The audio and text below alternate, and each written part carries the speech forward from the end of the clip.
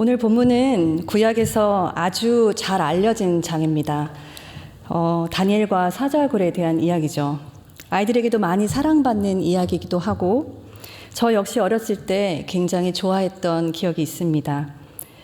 그때는 다니엘이 무사했던 것이 참 좋았던 것 같습니다. 하지만 지난 여름 선교를 준비하면서 아이들을 위해서 이 본문을 다시 한번 공부하게 되었고 그때 그 말씀의 감동이 커서 이 수요 예배, 이 은혜의 자리에서 함께 나누고 싶다라는 생각을 했습니다. 죽음의 위협 앞에서도 흔들리지 않았던 다니엘. 의연하고 담대하게 늘 하던 대로 그의 일상을 살아낸 다니엘이 참 놀라웠습니다. 그리고 궁금했습니다. 다니엘이 그렇게 살 수 있었던 힘은 도대체 무엇일까? 무서울 정도로 빠르게 변하고 예측이 어렵고 또 무엇이 진짜인지 가짜인지 분별하기 힘든 시대. 게다가 하나님의 공의와 정의를 간절히 찾게 되는 지금 이 혼란스러운 시대에 성도로서 어떻게 살아가야 할까? 정말 이것을 고민하면서 다니엘의 비결이 더욱 궁금해졌습니다. 그 비결이 무엇일까요? 이미 아는 내용이시더라도 성령께서 새롭게 조명해 주심으로써 다니엘의 선택을 통해서 우리 역시 하나님 중심의 그 일상을 새롭게 재정비하는 은혜가 있기를 소망합니다. 오늘 본문은 메데이 다리오의 막강한 권력을 보여주며 시작합니다. 바로 앞장이 이렇게 끝이 납니다. 5장 30절에서 31절 말씀입니다. 그날 밤에 갈대아 왕 벨사살이 죽임을 당하였고 메대 사람 다리오가 나라를 얻었는데 그때 다리오는 62세였더라. 나라가 바뀌었습니다. 바빌론 제국에서 메대 제국으로 바뀌어서 다리오의 시대가 열렸습니다. 정권이 바뀌었지만 다니엘은 여전히 새 리더의 인정을 받고 있습니다. 워낙 땅이 넓다 보니 다리오는 자기 뜻대로 고관 120명을 택하고 또 그들을 감독할 총리 3명을 두었습니다. 그렇게 세워진 3명의 총리 중에 한 명이 다니엘입니다. 그런데 문제가 생겼습니다. 3명의 총리 중에서도 다리오는 다니엘을 유난히 신임했습니다. 다니엘을 최고의 자리에 두어서 전국을 다스리게 하고 싶을 만큼 말이죠. 다니엘의 탁월함은 다른 두 총리와 모든 고관들을 불편하게 했습니다. 오늘 본문 4절을 보시면 총리든 고관이든 그를 고발할 근거를 찾고자 혈안이 되어 있습니다. 그런데 아무리 근거를 찾으려 해도 다니엘에게는 그들의 기준에서도 흠이 없었습니다. 그럼에도 시기와 질투에 가득 찬 그들은 포기하지 않았습니다. 근거를 찾지 못하자 그들은 결국 그를 고발할 근거를 만들기로 했습니다. 그리고 그들은 그들과 달랐던 그의 일상에 주목합니다. 그에게는 어떤 상황에서도 포기할 수 없는 그 일상의 규칙적인 습관, 즉 루틴이 있었는데요. 그들은 이것을 놓치지 않았습니다. 그래서 그렇게 그를 고발할 근거를 만들고 왕을 설득했습니다. 어떤 내용이었죠? 7절에 소개되어 있는데요. 앞으로 30일 동안 누구든지 왕 외에 어떤 신이나 사람에게 기도하면 사자굴에 던진다는 내용이었습니다. 이것이 왜 다니엘에게는 위협적이었을까요? 다니엘 일상의 중심은 왕 다리오가 아니라 역사의 주관자이시며 영원하신 하나님이셨기 때문입니다. 왕을 무시해서가 아니라 그 왕 또한 하나님 주권 아래에 있음을 다니엘은 알았습니다. 평생 왕을 위해 살아야 했지만 여러 번 정권이 바뀌면서 영원한 왕이 없음을 경험한 다니엘의 삶의 중심은 여호와 하나님이었던 거죠. 그들의 악한 의도를 눈치채지 못한 다리오는 결국 이 법에 도장을 찍습니다. 그리고 결국 악인들의 뜻대로 이루어진 것처럼 보입니다. 사실 30일만 기다리면 됐습니다. 굳이 하나님께 기도하는 모습을 사람들 앞에 보이지 않아도 됐습니다. 하지만 다니엘의 선택은 달랐습니다. 오늘 보면 10절 말씀입니다. 저희 함께 읽어볼까요? 다니엘이 이 조서에 왕의 도장이 찍힌 것을 알고도 자기 집에 돌아가서는 윗방에 올라가 예루살렘으로 향한 창문을 열고 전에 하던 대로 하루 3번씩 무릎을 꿇고 기도하며 그의 하나님께 감사하였더라. 아멘. 다니엘은 죽음의 위협 앞에서도 흔들리지 않았습니다. 이 구절에서 특별히 주목할 것이 있습니다. 다니엘은 단순히 기도만 한 것이 아니라 감사했다고 기록하고 있습니다. 어떻게 이것이 가능했을까요? 그 비밀이 전에 하던 대로라는 이 표현에 있다고 생각합니다. 다니엘에게 기도와 감사는 일상이었던 거죠. 기도와 감사를 분리할 수 없었습니다.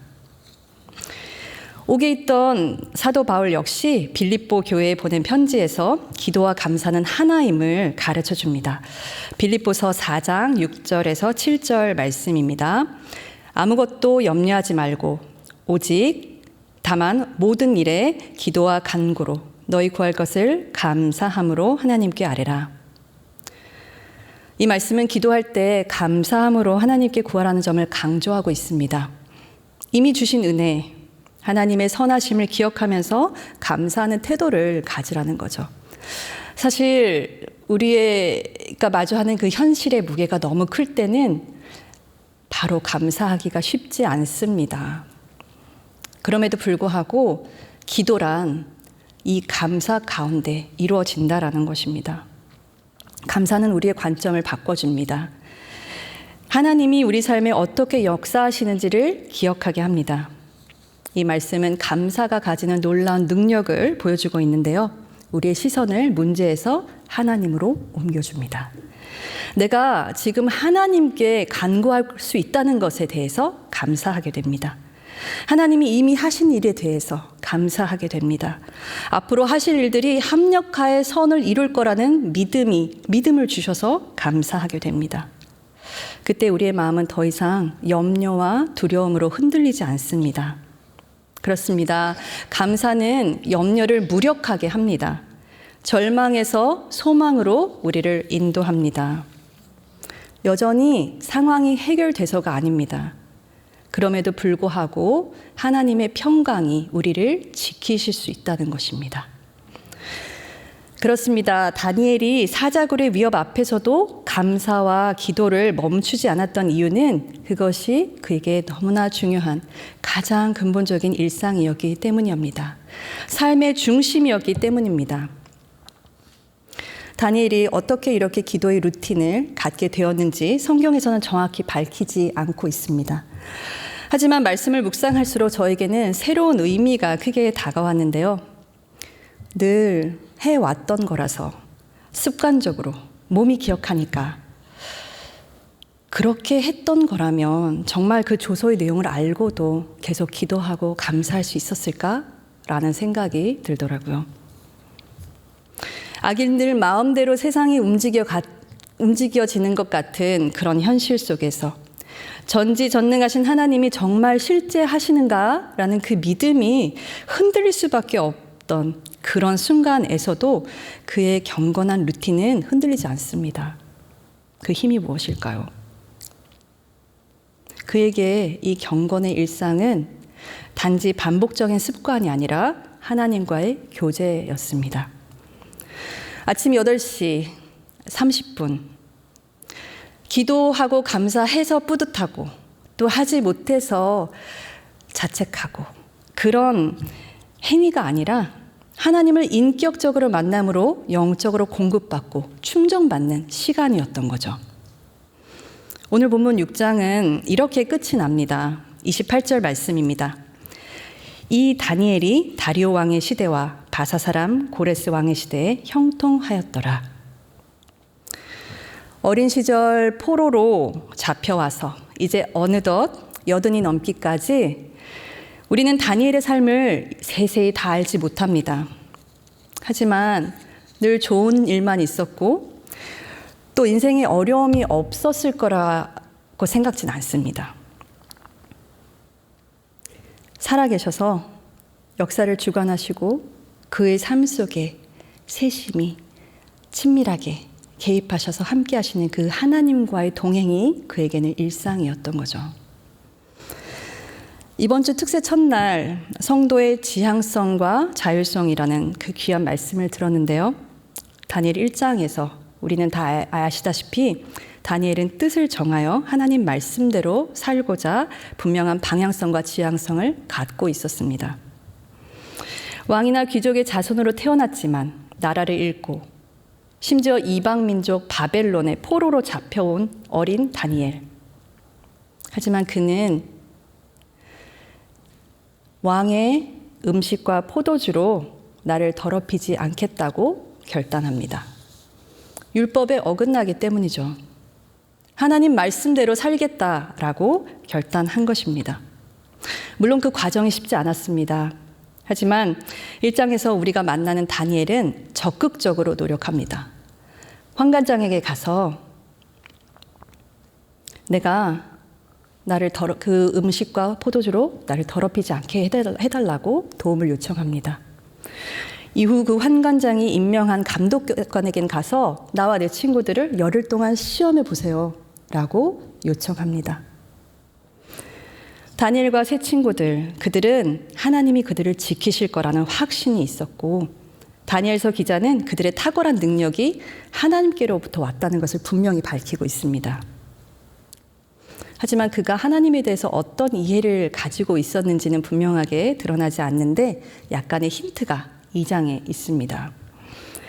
느부갓네살 왕 앞에서 꿈을 해석해야 하는 그 무서운 일을 앞두고 다니엘은 세 친구에게 기도를 부탁합니다.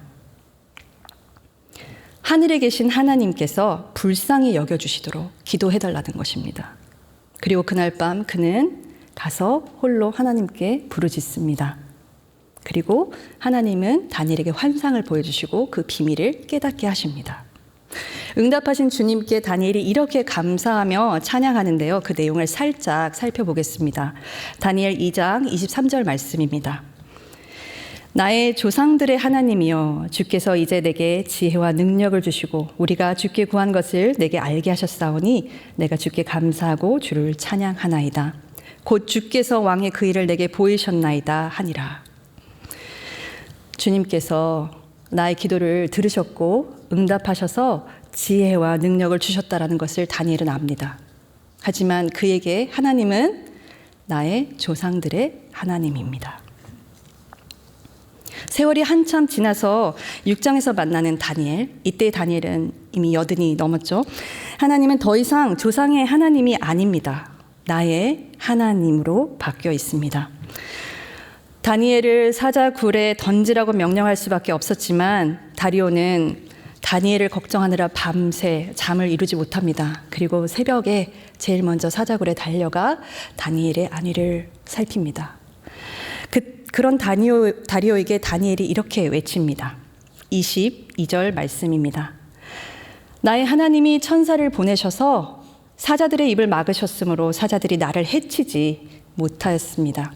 사자들이 나를 상하지 못하였사오니 이는 나의 무죄함이 그 앞에 명백하오며 또 왕이여 나는 왕에게도 해를 끼치지 아니하였나이다 하니라.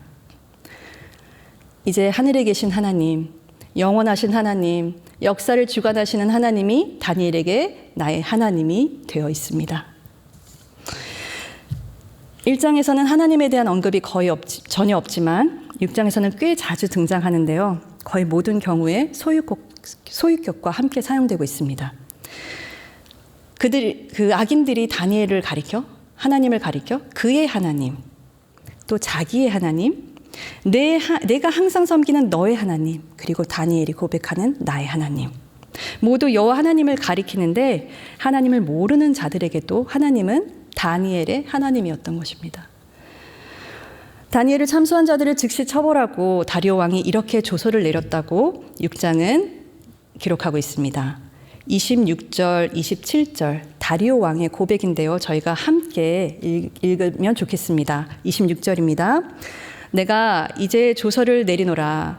내 나라 내 관할 아래 있는 사람들은 다 다니엘의 하나님 앞에서 떨며 두려워할지니 그는 살아계시는 하나님이요 영원히 변하지 않으시리시며 그의 나라는 멸망하지 아니할 것이요 그의 권세는 무궁할 것이며 그는 구원도 하시며 건져내기도 하시며 하늘에서든지 땅에서든지 이적과 기사를 행하시는 이로써 다니엘을 구원하여 사자의 입에서 벗어나게 하셨음이라 하였더라. 아멘. 이방 왕의 고백입니다. 다니엘을 사자굴에서 살리신 그 하나님을 이방 왕도 인정하게 되었습니다. 그리고 그뿐만 아니라 모든 나라에 언어와 상관없이 모든 백성에게 이 조서를 내려서 알리라고 명령합니다. 다니엘의 믿음으로 온 세상에 하나님의 위대하심이, 하나님의 영원하심이, 하나님의 구원이 선포되고 있습니다. 사랑하는 성도 여러분, 살아계시고 역사를 주관하시는 하나님께서 여러분을 만나고 싶어 하십니다. 여러분들의 일상 속에서 날마다 함께 하기를 원하십니다. 동행하기를 원하십니다. 생명의 근원이신 그 하나님을 떠나서는 우리가 살 수 없기 때문입니다. 그렇게 하나님은 간절히 우리를 찾고 또 기다리고 계십니다. 여러분은 그 나의 하나님과의 친밀한 관계를 누리고 계신가요? 하나님과의 인격적 만남이 아직 뭔지 잘 모르겠다라고 하시면 이렇게 여쭤보고 싶습니다. 하나님과의 그 인격적인 만남, 그 깊은 관계를 원하십니까? 정말 바라십니까? 그렇다면 그 원하고 바라는 마음도 하나님께서 주신 것이니 하나님께서 반드시 그 관계 가운데 인도하실 것이라 믿습니다. 죽음을 앞둔 바울이 청년 디모데에게 부디 꼭 이렇게 살았으면 좋겠다라고 간절한 마음으로 편지를 씁니다. 디모데 4장 7절 8절 말씀을 저희가 함께 읽겠습니다. 망령되고 허탄한 신화를 버리고 경건에 이르도록 내 자신을 연단하라. 육체의 연단은 약간의 유익이 있으나 경건은 범사에 유익하니 금생과 내생에 약속이 있느니라. 이 세상에, 그리고 장차 올 세상에 약속이 있다라고 말씀합니다. 경건, 거룩하신 하나님을 닮아서 거룩한 삶을 살고자 하는 것, 내가 말씀 앞에서 바르게 행하고자 하는 것, 그것을 위해서 하나님이 우리를 부르셨습니다. 그리고 그 경건에 이르기 위해서는 반드시 훈련이 필요하다는 것입니다. 연단은 훈련을 의미합니다. 내 자신을 연단하라. 경건은 훈련이 필요합니다. 반복해야 합니다. 하지만 이것은 하나님의 약속이기 때문에 하나님이 이루십니다. 다니엘은 하루 3번 정해진 시간에 기도하며 감사했습니다. 그것이 그의 일상이 되었고 또 그의 경건한 루틴은 위기의 순간에도 흔들리지 않는 그 믿음을 주었던 것입니다. 그러면 좋겠지만 그건 다니엘이나 바울이나 가능하겠지. 나랑은 차원이 다른 사람들이야 라고 혹시 생각하시는 분들이 있을까요?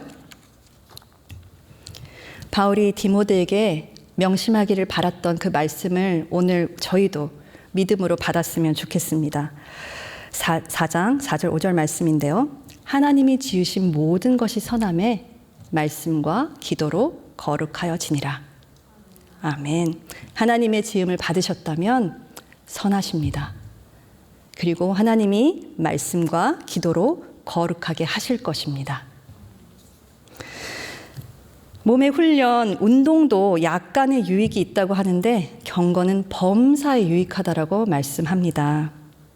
아직 이 경건의 루틴이 없으시다면 곧 다가오는 새해에는 조금씩 시작해보면 어떨까요? 공동체에서 함께 참여하는 성경 읽기, 기도 모임, 진예배, 팀 모임, 리더 모임, 목자 모임, 이 모든 것들이 경건의 루틴이죠. 네. 다만 정해진 모임이라서 참석하는지, 나의 경건 훈련에 유익한지는 꼭 성찰하는 과정이 필요할 것 같습니다. 최근에 우리 공동체에 인도 청년이 오게 되었습니다. 지금 함께 예배를 드리고 있고요. 오늘 말씀을 준비하면서 그 청년의 이야기를 좀 나누고 싶어서 제가 허락을 구했더니 기꺼이 하나님의 영광을 위해서 나눠달라고 얘기를 하더라고요. 이 청년의 사연을 간단히 이야기하면 작년 12월 크리스마스 즈음에 신대원, 지금 그 당시에는 1학년 이제 마지막 학기였는데요. 가족 4형제 중에 부모님도 믿지 않으시고 오직 본인만 지금 신앙생활을 했기 때문에 가족 구원을 위해서 기도해달라. 그리고 내년에는 3.1교회 인도를 다녀와서 3.1교회에 꼭 예배를 드리고 싶다. 다시 오겠다라고 약속을 하고 갔어요. 2월 정도에 그 청년에게서 연락이 왔습니다. 갑자기 아버님이 위독하셔서 인도로 돌아가야 되고 기도를 부탁한다는 내용이었습니다. 마음이 많이 아팠습니다. 하지만 어떻게 도와야 할 줄 몰랐고 또 이후에 잠시 또 연락이 끊겼다가 안부를 묻으니 아버님께서 소천하셨고 장례를 치르고 왔는데 와서 너무 힘들다라는 것이었습니다. 그 친구의 가장 어려움 중에 하나는 교회를 찾는 것이었습니다. 용인 양지에서 3.1교회까지 오는 데는 대중교통으로 왕복 5시간입니다. 선뜻 우리 교회로 꼭 오라고 와야 한다라고 얘기할 수 없었습니다. 그럼에도 불구하고 이 청년이 계속해서 어려워하는 모습을 보며 저는 용기를 내어 말을 했습니다. 지금 기도가 필요한 것이 아니냐. 함께 격려하고 또 위로하고 힘이 되어줄 공동체가 되어주고 싶다. 괜찮으면 가능하다면 와서 같이 예배 드리자고. 그렇게 해서 우여곡절 끝에 등록을 하게 되었고 새가족 교육을 하던 중에 제가 다시 한번 묻게 되었습니다. 재정, 관계 여러 가지 어려움들이 있었지만 직접 답을 듣고 싶었습니다. 지금 이 상황에서 가장 힘든 것이 무엇이냐라고 물었을 때 그는 재정이라고 말하지 않았습니다. 한국 문화에 적응하기 어렵다라는 그 문화 차이도 아니었습니다. 본인의 영적 침체라고 얘기했습니다. 자기가 열심히 활발히 사역했던 인도에서는 항상 말씀을 전하며 또 공동체에서 섬기면서 하나님과의 그 뜨거운 관계, 만남, 그 기억이 있는데 한국에 와서 1년 동안 그것을 경험하지 못하고 있다는 것이었습니다. 저는 그 친구의 대답, 영적 침체라는 얘기를 듣고 너무 감동이 되었습니다. 이 친구에게 지금 가장 필요는 우리가 볼 때는 재정이고 또 사역할 교회를 찾는 것이고 또 지금 오고 가고 힘든 이 거리인 것 같은데 그것이 아니게 그를 가장 힘들게 하는 것은 영적 침체라는 것입니다. 그의 경건의 일상이 무너진 것입니다. 한 해 동안 타국에 와서 문화에 적응하며 어려움 속에서 좌충우돌, 마음을 나눌 수 있던 사람들이 없었다고 얘기했습니다. 너무 안타까웠습니다. 3.1교회에 와서 비로소 자신의 고민을 들어주는 사람들이 생겼고 마음을 들어주어서 또 얘기를 해줘서 고맙다라고 얘기를 했습니다. 그 친구가 가장 힘들었던 이유 중에 하나는 혼자 외롭게 가정에서 신앙생활하는 것도 있었지만 그 아버지의 죽음, 그거에 대해서 이해하지 못하는, 회복하지 못한, 충분히 애도하지 못했던 그 상실감이었습니다. 이야기하던 중에 실명을 얘기할 뻔했네요.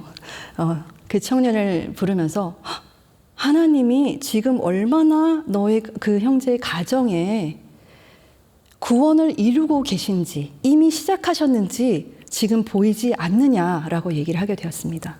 왜냐하면 분명히 12월 초에 우리 교회 와서 기도 부탁할 땐 가정에서 핍박이 너무 큽니다. 너무 힘듭니다. 외롭습니다. 저희 부모님과 형제의 구원을 위해서 기도해 주세요 라고 얘기를 했는데 그 아버지의 장례를 치르면서 어머니와 누나가 세례를, 예수님을 영접하고 올 겨울에 세례를 받게 된 것입니다. 심지어 아버님도 그 임종을 앞두고 교회에서 온 목사님과 그 성도들을 통해서 예수님을 영접하게 됐다는 것입니다. 본인이 그것을 잊고 있었다고. 그래서 하나님께 감사하지 못했었다고. 그래서 본인은 우울감과 그 침체에 그냥 머물러 있었다라고 고백하며 얼굴이 환해지는 것입니다. 여러분, 정말 우리에게는 이 경건의 일상이 우리를 살립니다. 그리고 그 일상을 살아낼 수 있는 힘은 결코 나 혼자서 할 수 없습니다. 하나님께서 인도해 주신 이 공동체, 서로를 격려하며 함께 기도하고 나아갈 때 우리가 서로를 힘을 얻고 또 영적 성숙으로 나아갈 수 있는 것입니다. 말씀을 정리하겠습니다. 많은 성경의 인물이 그러했듯 다니엘에게도 여러 인생 위기가 있었습니다. 그가 어찌할 수 없는 상황도 있었고 억울하게 죽음에 몰리는 상황도 있었습니다. 평생 왕을 위해 살아야 했던 다니엘이 그 삶을 주도적으로 계획하고 산다는 것은 불가능해 보였습니다. 하지만 그는 살면서 가장 중요한 선택을 했습니다. 값진 선택을 했습니다. 그리고 그 선택을 통해서 그 누구보다 자유로운 삶을 살았던 것으로 믿습니다. 바로 거룩하신 하나님과 동행하면서 거룩한 삶을 살기로 뜻을 정한 것입니다. 하나님 중심의 삶을 살기로 결단한 다니엘에게 하나님께 기도하고 감사하는 것은 결코 멈출 수 없는 일상이었습니다. 그의 정체성이었습니다. 그 시간을 통해서 그는 하나님과의 깊은 사귐을 가졌고 그 사귐을 통해 그는 하루하루 날마다 생명을 누린 것입니다. 어느새 2025년도 이제 3주 앞으로 다가왔습니다. 믿어지시나요? 새해를 앞두고 우리도 각자의 삶 속에서 이 경건의 루틴을 한번 만들어보고 시작해보면 어떨까요? 처음에는 작은 것부터 시작해도 괜찮습니다. 매일 아침 첫 시간을 하나님께 드리는 것. 그것이 5분이든 10분이든 눈을 뜨자마자 말씀으로 하루를 시작하는 것. 그리고 또 그렇게 할 수 있도록 공동체 안에서 내가 봄이 되는 것. 아니면 하루에 감사의 제목을 하나씩 적어보는 것. 그렇게 나의 염려가 또 소망이 되고 또 절망에서 소망으로 인도하시는 그 하나님을 발견하는 것. 이런 작은 습관들이 결국 우리를 영적 성숙으로 이끌어 갈 수 있다는 것이죠. 이제 더 이상 누구의 하나님, 나의 부모님의 하나님, 우리 자녀의 하나님, 우리 간사님의 하나님, 우리 목자님의 하나님, 우리 팀장님의 하나님이 아니라 정말 나의 하나님을 깊이 만나며 그 경건의 루틴 안에서 깊은 사귐을 누리는 우리 특세 기간 또 새해가 되면 참 좋겠습니다. 오늘 아침에 정말 주신 말씀이 이 말씀과도 연결이 되어서 저는 개인적으로 오늘 하루 계속해서 결단과 헌신, 뜻을 정하는 것을 묵상하는 하루였습니다. 그럼에도 불구하고 여전히 마음을 정하였지만 영적 공격으로 또 이런 연약함으로 무너지면 어떡하나라는 두려움이 있는 것이 사실입니다. 하지만 여러분, 하나님이 우리를 구원하셨고 또 그 구원을 시작하신 하나님께서 하나님의 열심으로 이루어 가신다는 걸 우리가 믿었으면 좋겠습니다. 주님의 선하심, 그 선하심을 기억할 때 그것에 대한 확신을 가질 때 우리의 기도는 더 깊어지고 또 감사로 연결될 수 있습니다. 오늘 이 찬양을 마지막으로 또 우리가 기도하면 좋겠는데요. 나의 삶을 주님께서 인도하십니다. 내가 눈을 뜰 때부터 잠들 때까지 정말 그 선하신 주님을 노래하기를 소망합니다. 그렇습니다. 주님, 나의 삶 안에 주님이 계십니다. 아니요, 주님 안에 제 삶이 있습니다. 제가 있습니다. 정말 너무 어둡고 길이 보이지 않고 정말 막막한 이런 현실 속에서도 빛 대신 주님을 바라볼 수만 있다면 우리는 어떤 것도 두렵지 않고 감당할 수 있을 것입니다. 감당할 힘을 주시는 그 하나님을 다시 한번 우리가 바라보며 하나님께 소망을 두는 시간 되기를 간절히 소망합니다. 주님의 선하심 다 함께 찬양하시겠습니다.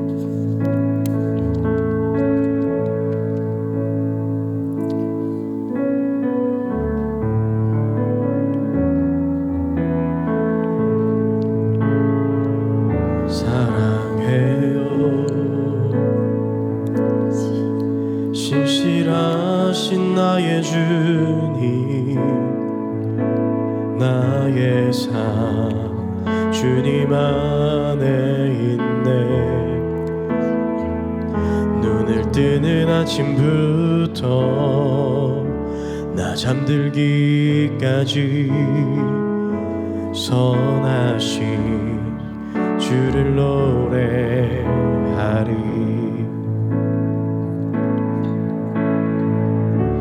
신실하신 나의 주님, 나의 삶을 인도하셨네.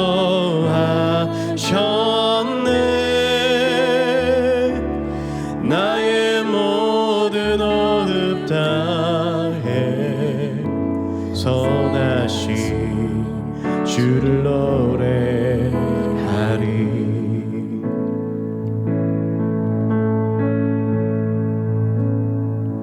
사랑해요 신실하신 나의 주님, 나의 삶 주님 안에 있네. 눈을 뜨는 아침부터 나 잠들기까지 선하신 주를 노래하리.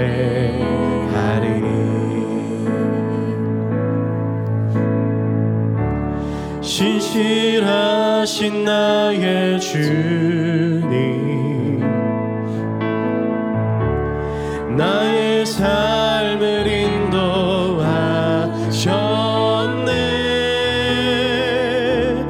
나의 모든 호흡 다해 선하신 주를 노래하리. 한 번 더 찬양할까요? 사랑해요. 사랑해요 신실하신 나의 주님, 나의 삶 주님 안에 있네. 눈을 뜨는 아침부터 나 잠들기까지 선하신 주를 노래하리.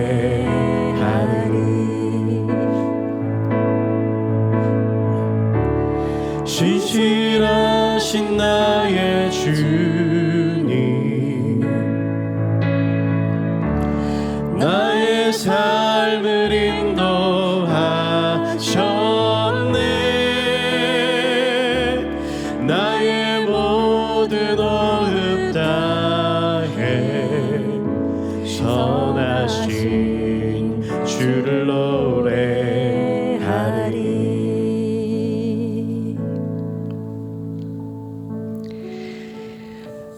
이 말씀 또 이 가사를 기억하면서